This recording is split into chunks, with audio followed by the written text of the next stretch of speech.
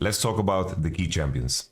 Okay, the key champions right now in the current meta: Yone, Aurora. These champions are giga broken. We have seen situations where teams are willing to trade. Like, this is something that has happened. Our Life had the issue, right, in their series. In their series, they really had a problem that they weren't willing to pick it. Because remember the Gen G series? I think that's a very, very big flaw for Our Life. Look at them. They gave up Aurora so many times. I think the first game here, Gen G, they just traded, right, against the Yone. And this is something that we also saw that Gam did, right? Kiaya, very good Aurora. He will never play it again in this tournament, right? I think that if you are G2, I think you should never want to be in a trade. I think on blue side, the G2 idea should be to ban at least one. I think that you don't want to be in a situation to do an even trade. I don't think it's that great. The main question, right, is, like, I think Faker is willing to play Aurora into Yone, and I think that this champion is right up his wheelhouse. Before this champion was disabled, Faker actually had one of the better Aurora games, like one of the better Aurora games for sure. In a world where this gets banned and the follow-up is Yone ban, I think the G2, in a case where everything is open, I think they should just first pick Orianna. I think that Orianna is one of Caps' best champs, and I think that it should be denied from Faker at all costs.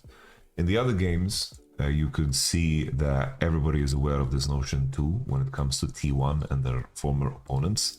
We take a look at Top Esports versus T1, example 1, Orianna ban, Nar ban, Sejuani ban.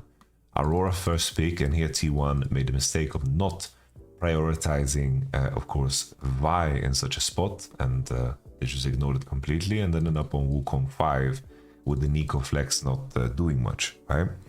So here, this is, of course, T1 growing as things proceed, but the Orianna ban is right there.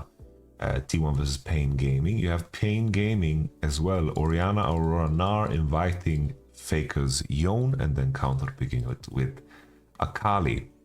And then finally, we have the T1 versus Bilibili, and Bilibili in the same fashion. Ban Orianna, Sejuani, and Nocturne. Yone, Aurora, Smolder ban on red side. Ari first pick, and the enemy responds by taking Vi away, right? So in my mind, I think that the priority for G2 should be among this line of thinking, right? Then the main question is, in a world where these are the bans for some reason for T1 side, right? Obviously, if the enemy bans Yone earlier, I think that you can pivot into Aurora first pick and then maybe ban Orianna yourself. That's also something that you could do, right? If they ban Yone, for example, on first.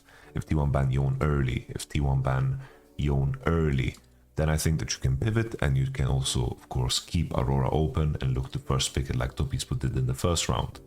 I think this is a very, very important detail that you have to follow. This line of logic here, that if T1 show Yone ban early, don't set yourself up for trade. I think that if for some reason, you know, there could be the case that G2 is very happy to play against Aurora because maybe the blind pick that they want to choose can do well into Aurora top. That could be, you know, also a thought. I think that, you know, in regards to what the solo queue accounts say, I imagine that Zeus would be ready to play Aurora. I just can't imagine that he wouldn't be. But in terms of the style of champion, you know, he's not necessarily known for, you know, honestly, I think Zeus would do fucking well against Aurora.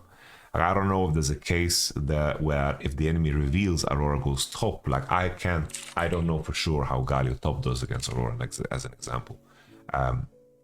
Aurora is a champion that I have very limited information from. I'm just taking everything from CQ, but the answers that we've seen is like Rumble is an answer into Aurora. We've seen, you know, some people play Jace, but that's extremely volatile.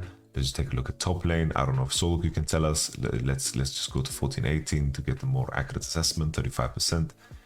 So we have, it seems like the Yone matchup seems to be doing, like, that's a small sample size, but maybe it's something that players can play around with. I'm not so sure. Aurora as a champion, definitely, that I thought that, in my opinion, it should have stayed disabled because it had so little play in major regions, but they didn't want to create an inconsistency and a flaw in the rule set. Because if there are games in any major regions of Aurora, then it gets enabled. But the fact that it was disabled for such a long time, I think is pretty bad. I think the lane swapping against Aurora, of course, is an option, but I wonder if maybe, just maybe, there could be a chance that G2 just don't give a fuck about the trade and invite this, you know? The main question is, are they willing? Do they have answers into Aurora top? Which I think is not completely unlikely, right? It's not unlikely.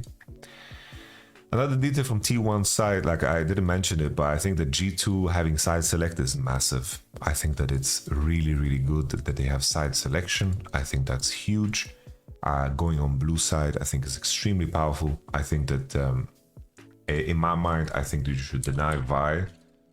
You could maybe invite the angle and just play like the Ivan answer, right? But I think that I would be nervous about an Ivan ban on 3. I think that in a situation where the enemy wants to invite Yone, sorry, that's the wrong, Aurora. If they want to invite the Yone, they will want to play Vi and they can ban Ivan on 3 to make the Vi better and force you in a situation where you have to first pick Yone, because if the enemy gets red side Yone and they can flex it the last, that can be very dangerous. I think additionally, an additional detail here with the Yone is that if it does well into Aurora, BB is also one of the few top laners to actually have played plenty of Yone, both in competitive and also like in Champions Queue and whatever, right? Yone has been in his back pocket, played the last year's Worlds, didn't look the greatest, but won against Weibo in the end, you know, against a very, very strong Kesante. So I think that Vi as a ban is a good blanket ban. I think it removes comfort.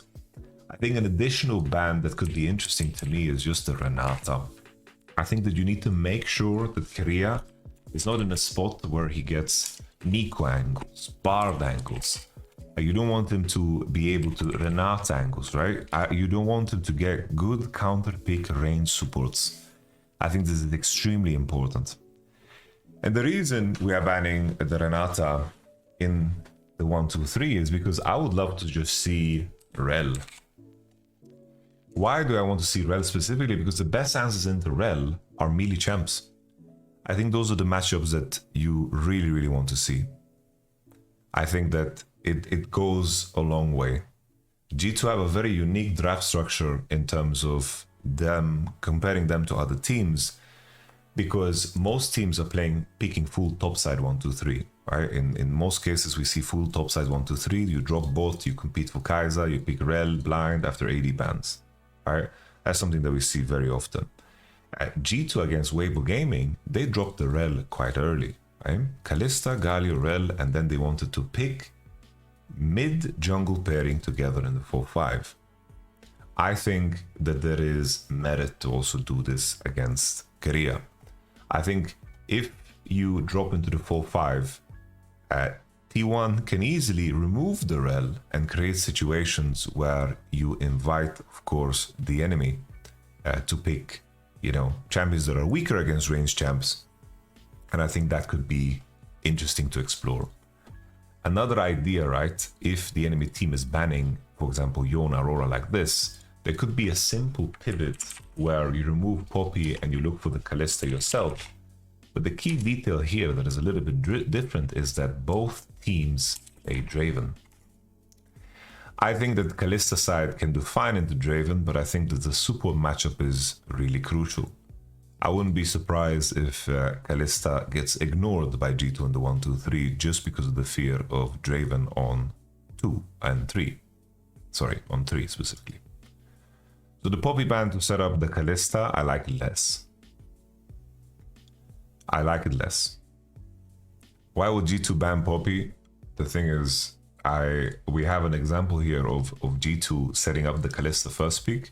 So they banned Ashe, Poppy to first pick Kalista to deny Light. Because Light, like a very good preparation here that they did is, if you are stronger in bot lane against Weibo Gaming, most of the time you're going to win out early game because that's how Weibo structured it early, right? They are very, very good at playing around bot lane.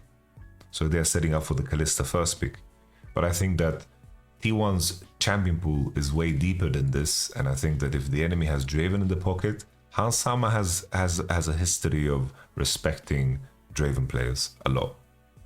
I don't think that Kalista first pick is something that is going to happen unless they're in a spot where, for example, they pick Kalista on 2-3 and they know that the enemy doesn't have a room to answer all and they're gonna get value, right?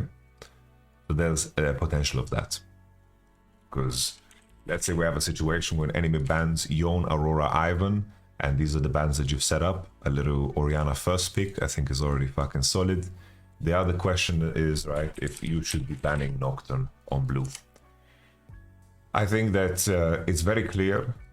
I would imagine, in terms of how similar the draft patterns of the Korean teams look, right? You have this draft, this Nocturne prior, right? I think that you should safely assume. You should safely assume that you are going to play against someone that wants to play Nocturne.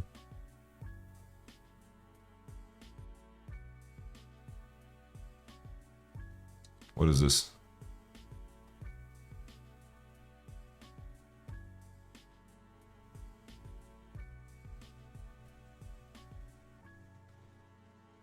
I don't know what you guys are talking about.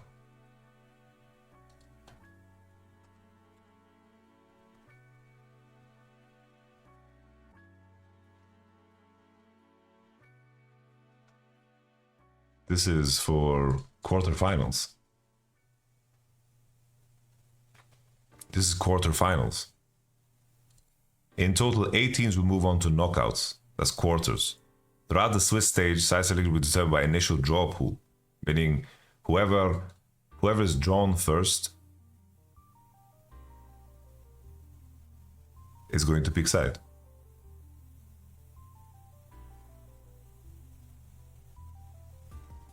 In matches between teams from the same draw pool, which means that they are, right? T1 is 2-1, G2 is 2-1. Then it's only the first round, guys. It's only the first round where the seeding matters because they're put in different draw pools. It's visualized for you with the balls. The teams are drawn from the same pool. 2-1, 2-1. G2 are 2-1, 2-1. Right? G2, T1, G2, 2-1, T1, T1, 2-1. 2-1. From my friend Juan. Okay. So now we got that out of the way. Okay. I think the G2 should be happy in this case because I think it's too greedy to be in a situation. It's like the relationship between Nocturne and Orianna is funky. Because we had these draft scenarios back in December because everyone's playing Nocturne and Orianna, and then the response was like either you did this and the enemy got Orianna and then you played Nico, like this is something that happened, Orianna being good against Nico, but then you have Nocturne Nico that can engage and force on Orianna. That was a trade-off, right? I think on blue side it is optimistic to be in a situation where you think that you're going to get Nocturne, right? And I think it also sets you up for scenarios where potentially, if you get one of the first picks, right, then you don't have to be afraid of the Nocturne Orianna rotation that is so strong, right? So I think that Vi, Nocturne, Renata, for me, this sounds like a solid pair of bans, right? The main argument against the Renata ban is if you are concerned about Poppy. But I feel like that's a situation where Mickey should be happy. I think that he should be happy, in my mind. And the main question is if they are afraid of like Kalista into bans, because that's kind of scary too. Like Kalista into bans is kind of fucking scary too. Because if the enemy has Kalista on 3 and then they last pick support, Kalista really opens up options. Kalista is incredibly strong on the patch that I think that there's even a world where maybe we get blue side Kalista ban. Because the initiative that blue side carries is that Draven is currently not in a strong enough state for Hans Sama to just blind pick it. You know? It's not... There was a time where it was. And... I don't think it is currently.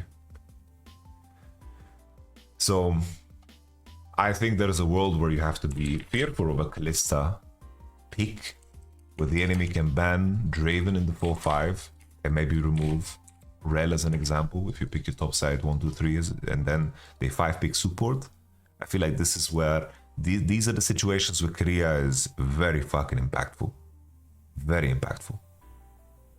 And I think that a world where they first pick Kalista, I think that the enemy team has too many answers for you to ban them out in the 1, 2, 3. Because they are willing to play Ashe lanes, they're willing to play Draven lanes, they're willing to play Poppy. So I think the amount of bans you need to invest into making Kalista good first pick, I think is not good. I think it's a very different scenario to the one that they played against Weibo Gaming. Very different. Because here they banned Ashe, Poppy, and then Kalista. And I think that here in this spot, Weibo Gaming have a lot of options, right? It's like they can go Nocturne and Orianna as an example, right?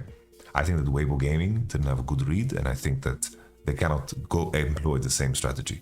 I don't think so, right? They banned Brand. A lot of people in the community, I don't know, not the community, but at least my chat, people were talking about just that they will ban out Yike. I don't even know what that means. Like banning out Yike, I really don't know what that means. Jungle is a wide open role right now. There's a lot of decent junglers that you can pick. There's a clear like hierarchy, right, with Skarner and so forth. But I think that's okay, right? I think that's okay. I think like banning Zyra Brand is a complete waste of bans. I think banning Zyra Brand is completely troll. I don't know why they would want to do that. Like if anything, I think a ban that will occur is just Ivern. I think Ivern is a ban that can happen. People might mention How Alive. Let's take a look at How Alive, right? It's like How Alive. They banned Brand, Zyra. But what's the point of this? So they banned Brand, Zyra. And you're telling me if G2 just did, if let's say G2 picked Skarner here, like, well, what did these bans serve? They didn't do shit. Well, what's the point? I think these bans are completely senseless in my opinion. And in the end, they pick Sejuani because they're blind picking Jax and they want to be able to pressure things on side. Yike Brand would have had so much more impact than Lilia, but you're missing the point. Like, if you're not listening to me, then I will not read what you're writing as well. Because I don't like repeating myself, especially because this is going to be a YouTube video. You know, this is going to be a YouTube video. I think he's going to add cool music to it. It's going to be a nice YouTube video. I have to repeat myself. That wouldn't be fun. Right? It's like sitting here and just because G2 made a mistake in draft doesn't make the bans good. You get me? Like here, let's say they picked Amumu. Say they picked Skarner. Like, what difference do these bans make? No one's gonna drop these bans again. I don't think they matter, right? So I don't think this is gonna happen again. I think these bans were completely pointless and irrelevant. G2 were mega close to winning this. I think that's kind of a stretch. I think G2 were caught a big mistake from our life. And I think that macro-wise, G2 is fucking brilliant. I think that G2, if they are in even states post 20-minute marks and Caps is playing something that is strong on side, I think G2 can compete with the absolute best. But there were moments where they could have clutched out the game, right? But I don't want to go too deep into this conversation, guys. It was a very respectable game, and I think that as someone that wants G2 to do well, I think that was a very good performance. But it's exactly where I expected them to be, right?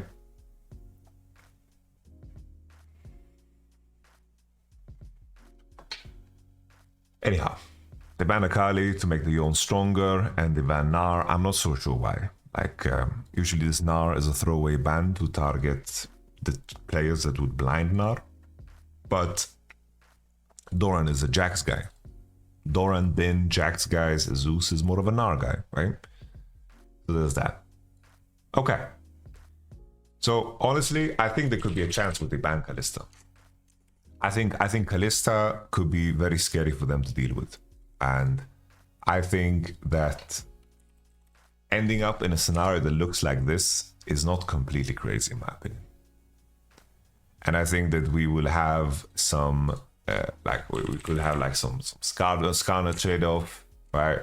Some Skarner trade-off, and then it's just kind of following it through, you know?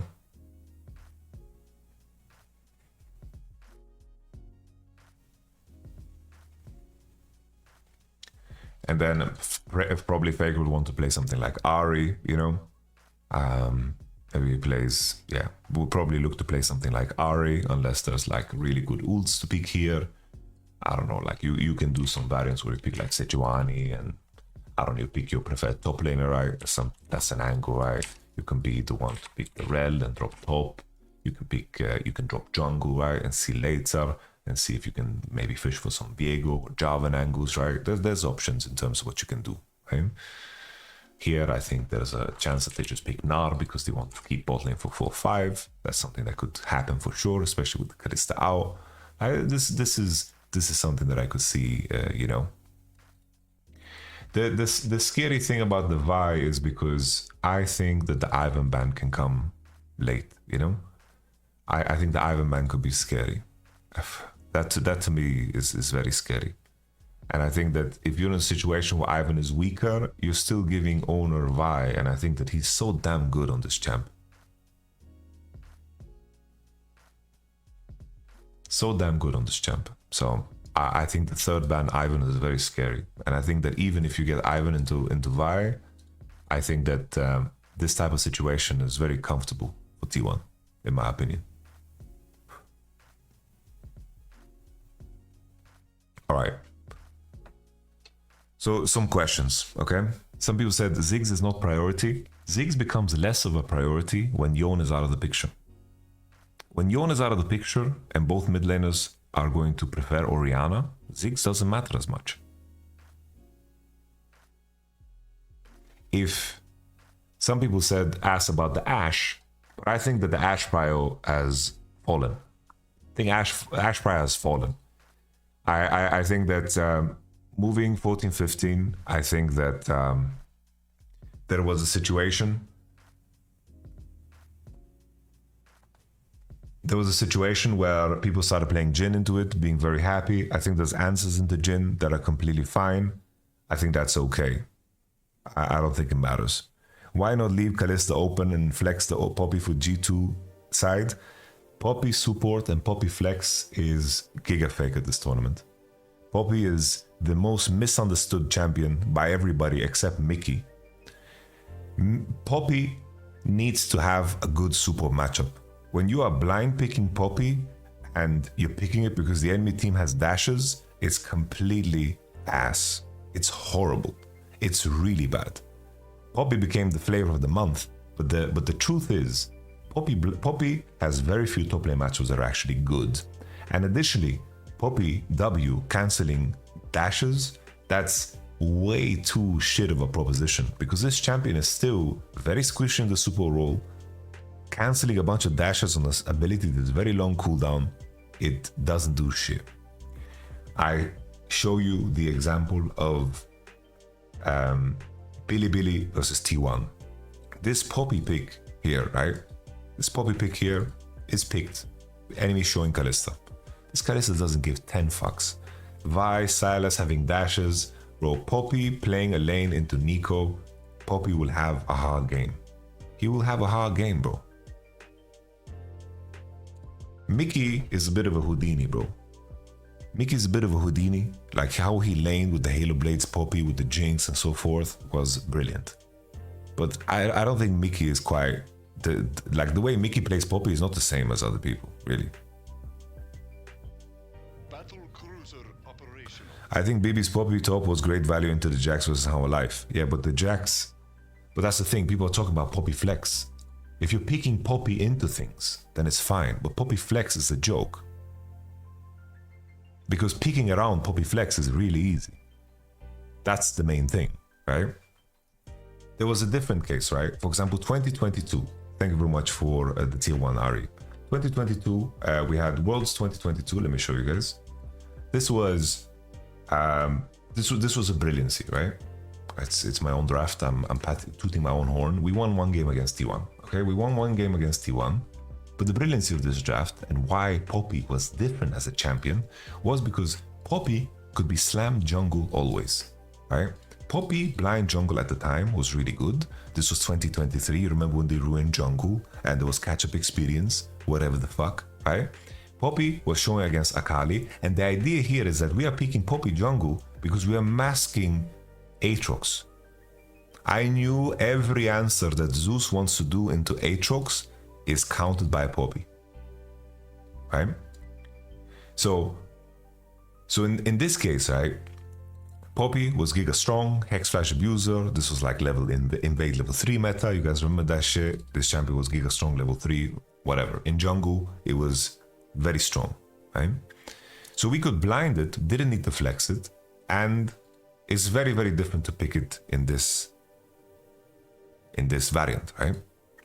The enemy team ended up picking Jax, and we had Poppy jungle against Akali and Jax, and it's getting some value here, and also a strong early game for the Lucian Nami matchup to impact the Philios trash lane, right? Here we took a gamble. It was a gambit because nobody played Lucian Nami in the tournament, so I was like, fuck it, we're just gonna gamble that we get Lucian Nami 4-5. And this is where people kind of woke up on Lucian Nami, right? We smacked T1 around, and they're like, oh shit, Lucian Nami is good, let's just fucking play it ourselves, you know? But to my point, Poppy was strong enough to be a standalone pick here. Poppy is not strong enough to be a standalone pick right now. So the Poppy flex is completely irrelevant. It's only relevant if you pick it into something that is already good against and you can always send it there.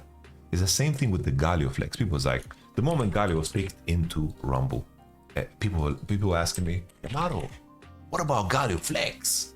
It's like a buzzword. Flex, flex, flex. It's the biggest buzzword, okay? Flex, flex. All right, biggest buzzword. The thing is, Galio is picked because Rumble is picked. No other reason. Galio doesn't do well against mid lane meta. You can play against Akali maybe, LeBlanc maybe. Maybe you can get away with playing it with good jungle combinations and you're just like tanking waves and you're gonna fall behind in CS, but maybe sometimes that is enough. You can maybe play it against Rakan. But these situations I'm mentioning are very rare right now, right? Very rare. Galio is picked because Rumble shows. The same way Poppy should be picked. Poppy can be picked if the enemy blind picks Jax. That is like in isolation. You already know for sure that you have a place to send the Poppy into, right? Did you know already? If enemy support is, let's say, Alistar, and you're like, okay, this is a good Poppy angle. I can play Poppy into Ali, do well in lane, have prio, be able to cross into mid and do well. But if Poppy is getting pushed, right? If Poppy is getting pushed and losing lane, and she can't fight level 1, 2, 3, 4, 5 mid together with her boys, I think that's not the greatest, right?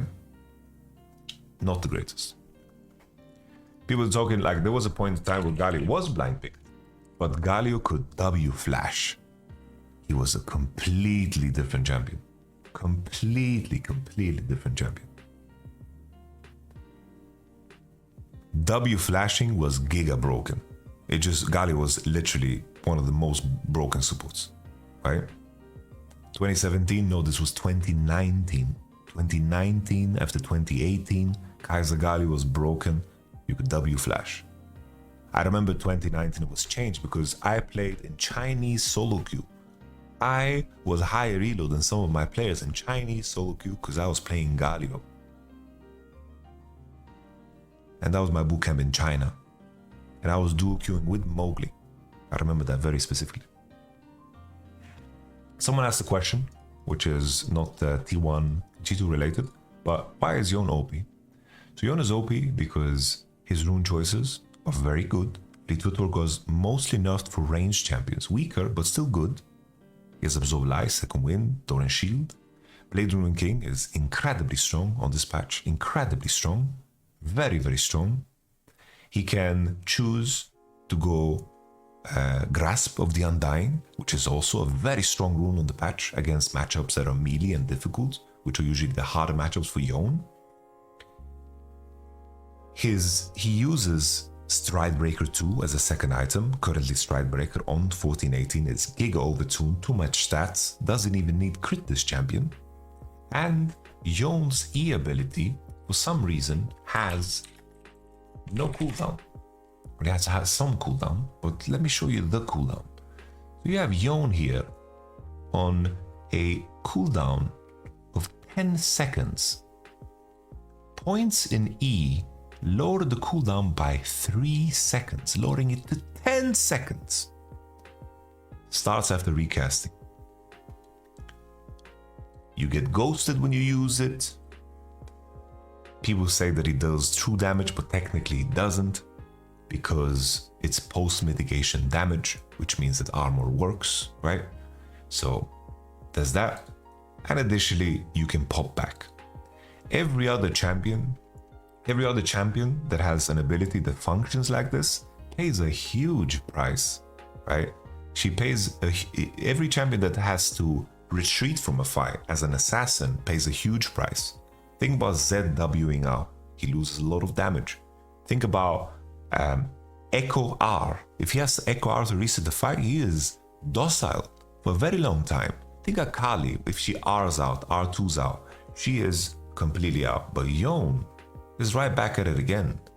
In a lot of cases, there's Wolves to stack Q on, there's Barons to stack Q on, there's a lot of shit to stack Q on, the wave, whatever, which allows him to be insanely effective regardless of the game state. He scales insanely well, lanes early well, has great teamfight tools, is one of the strongest side laners in the game.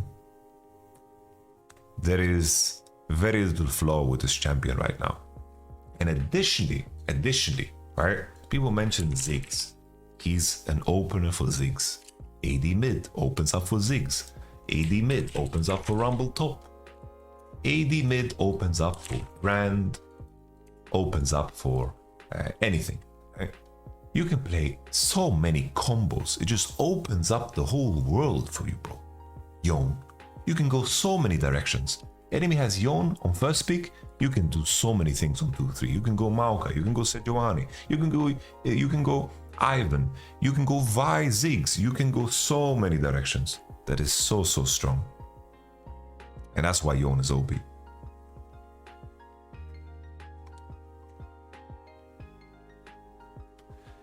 Why did not play Yone earlier though? Because AP picks weren't as strong. Well, the thing is, the AD mids were good in the Yone. And in a world where all the AD mids got nerfed and are weaker, who stands tall? You could play Tristana into it and do well and scale. You could play a stronger version of Smolder. You could play Corki, right? You remember how annoying these champions were and how they were exploding shit? Things were evolving, right? Things have evolved. Maybe back then Yone could be played more, for sure, but it already did, right? And summer was played a lot to Yone. The teams that were actually playing Yone had an edge. In the end, if we look at the playoffs in both North America and also in Korea, the considered favorites lost because they didn't adapt. Genji and Team Liquid both were on the Koki train. They lost to the Yone evolution and the Smolder evolution. Alright. Could Yasuo be picked if Yone is banned if you need melee AD mid, or is he much worse? Let's try to refrain from asking questions where the answer is already in everything that I say. Does Yasuo have a way of retreating back to the point where he started? Does he have an ultimate that you can just send and CC a bunch of people? Like, he's a completely different champion and he carries so much risk. When Yasuo goes, he's already in. There's no retreat. Imagine if Yasuo had Yone E. How funny would that be? That would be pretty funny. But okay. Aurora, I think the issue of Aurora and why she's so strong is that you have good AD pairings, Nocturne, Vi, and so forth. I think that the answers into Aurora top are very gimmicky. Because the champions that people have picked so far, like let's say Jace or Rumble, these champions are very fragile. They are fragile in the sense that if Aurora has any type of jungle pressure, they die. Because she covers a distance that is Camille range-esque, right? She covers a crazy distance. Like other AP champions like Cannon, right? What you can play into Aurora are champions that buy mercs and then they're going to lane fine and then eventually they can run her over. That's definitely a strategy, right? These champions, especially Aurora, because of her attack range and her rune choices, she can decimate these choices. When they get some MR, they begin to become stronger and better. But another thing about Aurora is that she has 2 escapes. She has Invis, she has E-Dash, and also Aurora, for a champion that is in the class of champions that is like Nico, Ari. This is basically the class of champion she's in, right? Aurora has ridiculous AP scalings. Ridiculous AP scalings. So, in a lot of games, she feels quite inevitable. Her AP scaling in total, is very, very high in terms of how the potential of her Q, the potential of her R, 60% on this. In a lot of cases, you measure how powerful champions are by how guaranteed their damage is. And I think that you have all seen good Aurora players bully the shit out of ADs by just one-shotting them. If you want to get really freaky, right, against Aurora, her weakest matchups, in my opinion, are mid laners. So, if someone had the balls to play Orianna top, Orianna beats Aurora. But who's gonna have the balls to fucking play that shit? Because you're easy to gank, it's hard to play, you can play LB, right? Like the best champions in the Aurora so far, in my estimation, are mid laners. We had that one game where someone played Koki, remember that shit?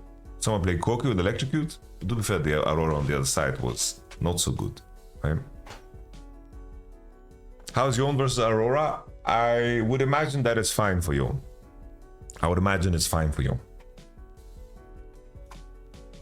But okay.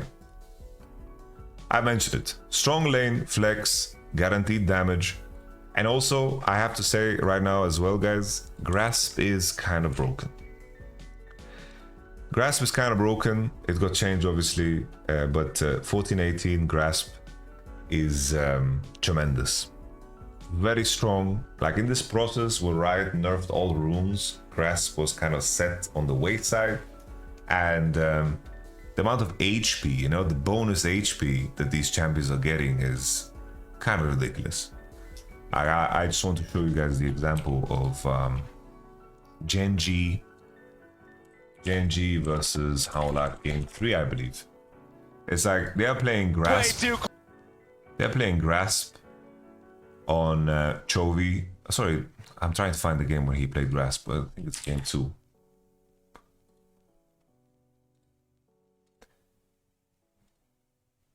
But the HP bars of these champions with overgrowth and the stacking and the HP bars are just ridiculous. Like, these are mages with 2.5k HP.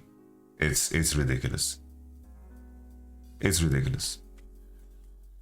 So Anders 15 says good with extra max HP, but you lack so much damage. Guys, the damage that you get from like Electrocute isn't super exciting. They have nerfed the damage of all runes.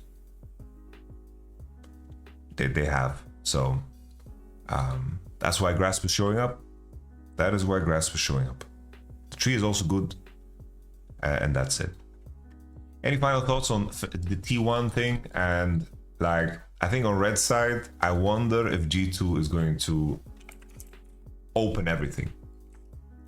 I wonder if they're going to open everything and go for broke, I wonder if they're going to create a scenario where they play Aurora and they create this trade and they set up a scenario where, let's say, they get the Genji draft, you know? Could be the case. I think that Faker played like a fine Yone game against Pain Gaming, but I don't think it is like it's something that you can explore. It wouldn't be like giving Cream Yone to play Smolder if your name is Fnatic is very different from giving Yone to T1. Very different. Very, very different. The only main question here, right, is that you need to make sure that your top lane pick is good against Yone. That has to be... it's crucial. It's crucial. Giga crucial. Someone in the chat asked if can BB play Jax. Well, he has, but he was never that strong of a laner, and he was a great team fighter. It's like Yone is Yone. I think that in the end of the day, at the end of the day, Yone's matchup top are worse than the ones on mid, because it's a shorter lane and you can get away with stuff. But like, you need to make sure that whatever top lane you plan to pick is good against Yone. Because if you're in a situation where it's not, you're in trouble. Plain and simple. So if G2 is in a situation where they're like, yo, the top laners we want to pick, and they say, yo, can you pick top 1-2? Then you definitely don't give Yone and you just fucking ban it. But at that point, you should ban Aurora too. And the question is then, that's why I'm exploring this idea of looking for the trade, because you win one ban minimum, at least like this, and sometimes two. And if you can use those bans to set up, let's say, jungle case for yourself to be better, I think that can go a long way. Can Poppy W stop Yone ult? No.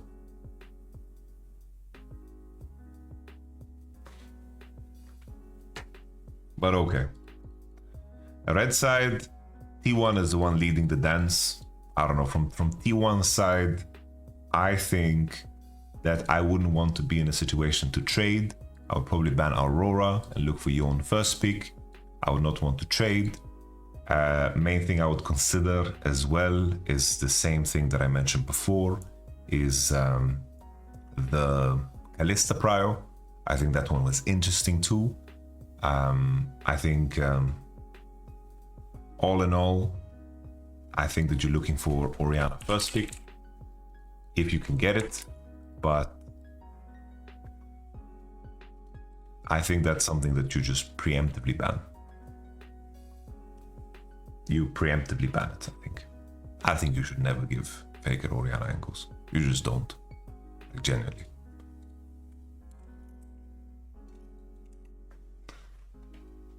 I think it's just the way. And then finally, we should cover the stylistic differences. I think that as a team, in terms of Rift, what's it called? What's it called? Rift Kit. Alright, so as a team, just looking at the macro concept, I think so far T1 has looked like a scary fucking early game team. That part scares me the most, and why I think T1 is favored is T1's early game together with Hanwha Life have looked the most dangerous in this tournament. Nocturne is unstoppable during Ultimate. He cannot be cancelled. So, the early games have been giga strong. I think it's tied to their good laning. I think Zeus is a fantastic laner. And also T1 have been insane when it comes to lane swaps. T1's lane swapping has been insanely clean. Like really precise. And that's giga scary. Like their lane swapping is sharp, dude. Really, really sharp.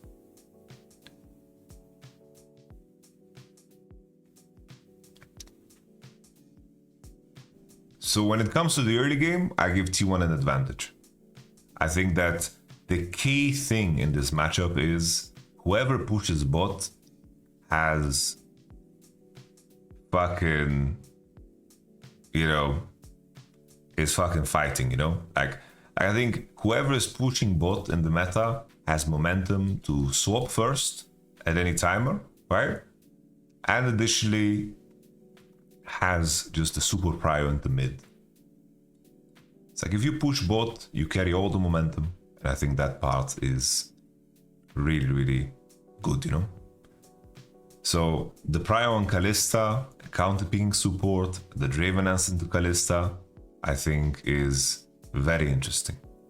But I think that G2's weakness, if anything, is the early game, right? It's like you saw that game against How Alive. That game against How Alive, that was a giga losing game until How Alive threw under that top turret, if you guys remember. Right? That's not something that we would like to see again as G2 enjoyers, of course. You know, if God cares about the quality of this tournament, it would be hilarious if G2 make it and then T1 and Billy is just waiting there in the 2-2 and they can't face each other. And they are like Dio and Jojo. They are just standing there hand in hand. For some reason, they're united to gatekeep the quarterfinals. Because they will make it for sure, you know? But I wanted to highlight the How Alive draft. Let's check out the How Alive group stage. We're not in bracket stage yet. To talk about G2. How Alive, How Alive, How Alive, How Alive. Here, the bot mashup. How Alive, the Ashe and the Braum. Had strong early. Could look to late invade. Could look to split map. They are Ashe and Braum. They're fucking strong. Like the competition around bot prio is going to be so important. So important. And I think that's one way for G2 to stabilize the early game. You know? I don't want to sit here and speculate exactly on how G2 is going to do that, but it's a combination of figuring out how to set up Kalista or get Draven into Kalista. Kalista on 3. I generally think Kalista on 3 is a really good strat. Kalista on 3. That's why I think that now that I looked at it, I think Kalista ban on blue side is good for G2. But okay. Could be maybe the G2 simplify and they blind pick Ashe. Could be something, right? Like let's say they blind pick Ashe and they just simplify. Like that could be a move too, right? Just pick Ashe. Don't ban Kalista, pick Ashe. There could be something as boring as that. Could be.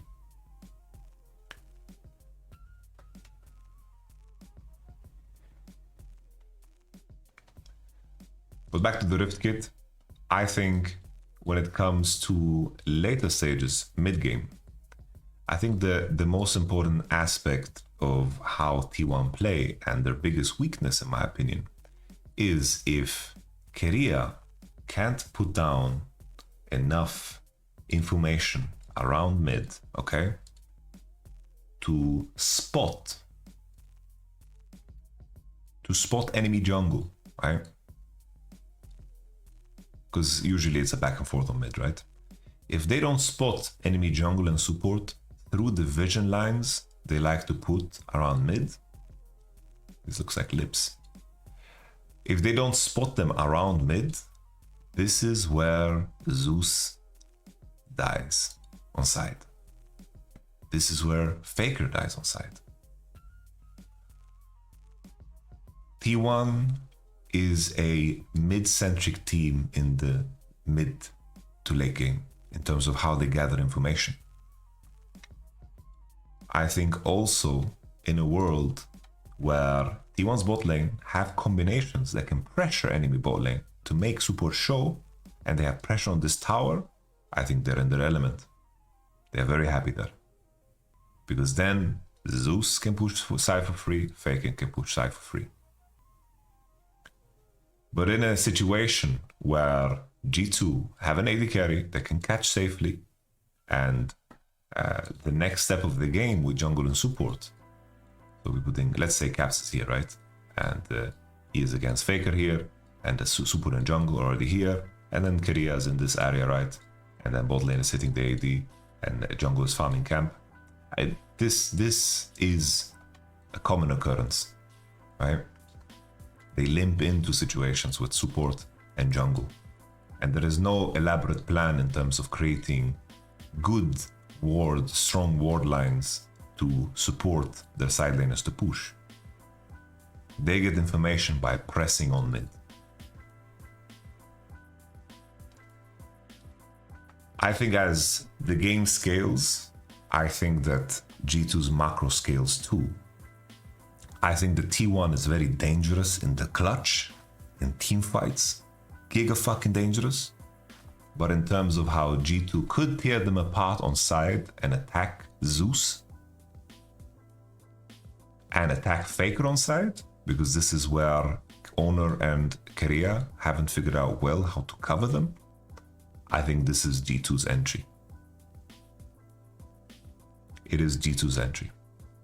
So in draft prep, I think the main thing is keep Faker off Yone, keep him off Orianna. And if you want to give Yone on red, that's okay. And then make sure that you blind pick support early enough to make sure that the answer is not something that is weird. Weird in the sense that, not weird, but like Nico into Poppy, or like inviting Bard angles, or inviting Renata angles. We don't want to see that shit, you know? We don't want to see that shit. Very important. But as I mentioned before, red side, definitely they could try to give Yone. But the scary part is Zeus. Zeus, like, if they say, if BB is in the draft meeting tonight saying, guys, my blind picks are not good against Yone, and you want me to blind pick in this game, and you want the last pick support, we can't give them Yone then. Don't do that shit. Okay? All right, I open up for questions, guys. Talk to me. What are the questions? Because Champions Queue is starting soon, I'd imagine, and we're going to have gaming soon.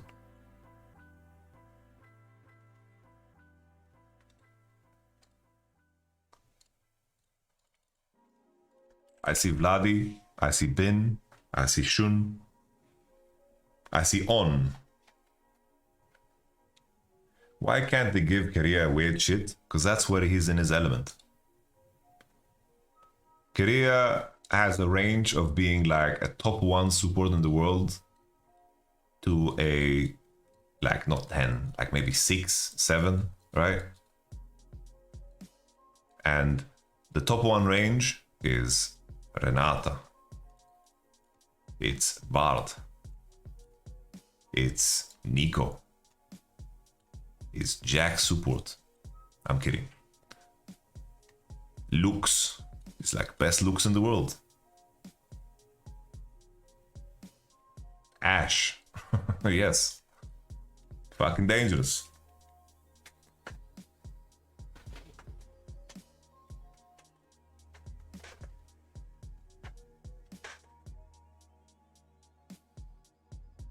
But yeah, obviously they can't over-index because lane swaps are a thing.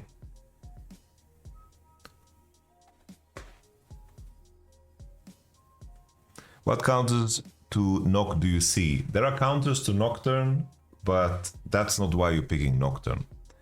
Like, you're picking Nocturne because of his ability to turn off lights and to deliver Orianna balls. Aurora Nocturne, Orianna Nocturne, like these are the champion combinations that are very strong. Nocturne is also very good against AP top laners that are very weak on side because they're very killable. There's no information that can help them. You can beat Rumble, you can kill Rumble on side, Cannon on side, you can kill Aurora on side with Nocturne, and that's what matters. What is the counter to that? Well, it's more in the fact that the combinations that I mentioned, Nocturne Orianna, that combo, right now Orianna is in a state where she's pretty fucking OP, I think.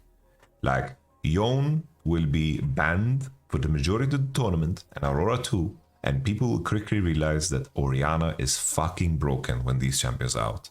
I think Orianna has great lane matchups, she has,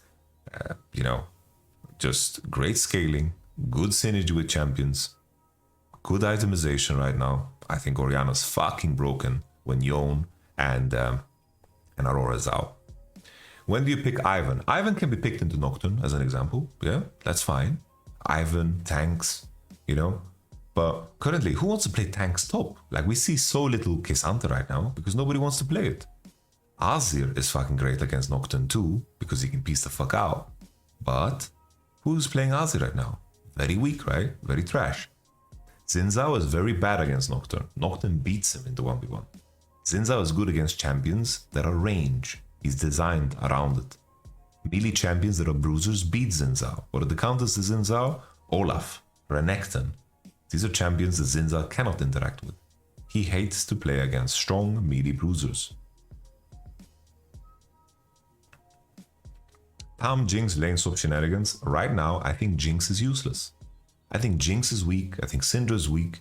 Jarvan is weak. Because there's too much mobility. This meta is a mobility meta.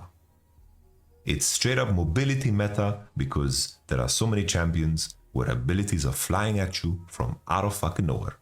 Rumble ult, Maokai ult, fucking Aurora, Nocturne, whatever the fuck. Like every champion just has high mobility. That's why we're seeing Jhin every game. We're seeing Kai'Sa every game, right? It's just mobility center. Lee Sin should be more viable than No. No, Lee Sin has poor itemization. Poor itemization. How is Sion mid? Cast it into the Orianna. Alright, you guys are just suggesting random champions. I will not entertain that, guys. Because you ask me questions you can figure out on your own, you know? You have an opportunity to ask me things. Let's make the questions good. Let's make the questions good.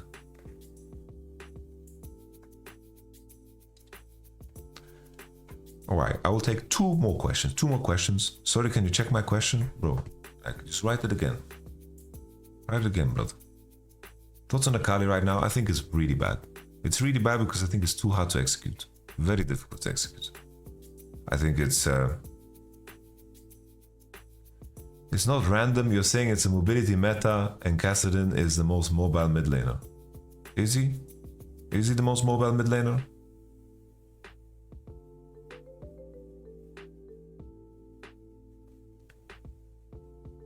Do you think Poppy R2 flex is good? No. I think that there's a lot of blind picks that can put Poppy in bad matchups. And I think if Poppy is in bad matchups, I don't care how many dashes he cancels. You put way too much pressure on the same shit. Are you on studio on Thursday or Friday? I'll be in the studio for tomorrow. I'm going to travel tonight at 7 a.m. What do you dislike about the Yike Lilia pick? I think that both, they have too many champions that are supplementary. Lilia needs CC in her comp. She needs champions that can CC and make the game about her. But there's like Poppy and Lilia together, they are two supplementary champions. They are not tying the comp together. I'm going to the studio. I'll be co-streaming FlyQuest versus How Alive and Damwon versus Top Esports from the studio. I'm gonna go say hi to Mowgli. I'm going to say hi to Nuktak, Missy, and the boys, and whoever else I will have time to meet in Berlin.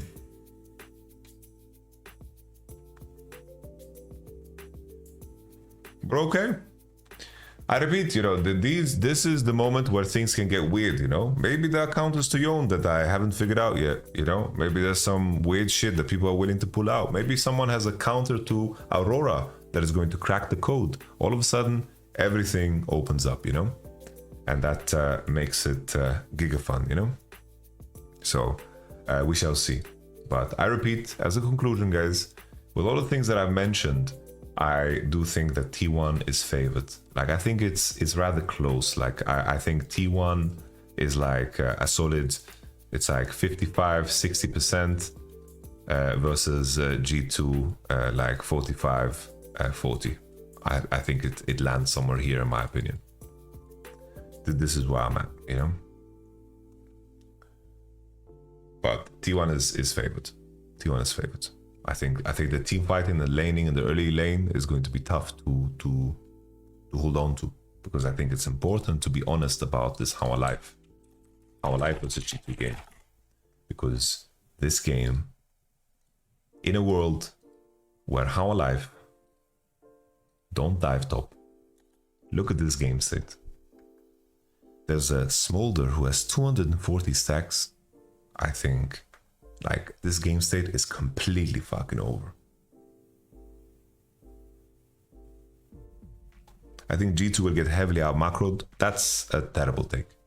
T1 have not had great macro the entire year. And G2 have had very, very good. Very, very good macro. T1 is good in team fights, good in lane phase, good in early game. That's their biggest strength. There they can be the best team in the world. But their macro is not good. G2 very good macro versus which teams? Versus How Alive.